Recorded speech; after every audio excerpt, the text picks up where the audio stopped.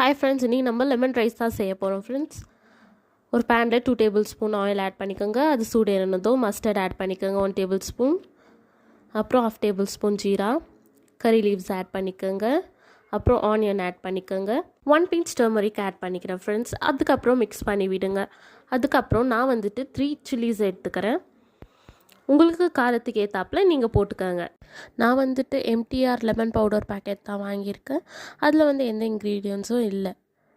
So வெறும் mustard and groundnut மட்டும் தான் இருந்துச்சு. ஸோ நான் இதெல்லாம் ஆட் பண்ணிக்கிறேன் ஃப்ரெண்ட்ஸ். கொஞ்சம் சால்ட் ஆட் பண்ணிக்கோங்க. இப்போ நம்ம வந்துட்டு எம்டிஆர் பேக்கெட் ஆட் பண்ணிக்கலாம்.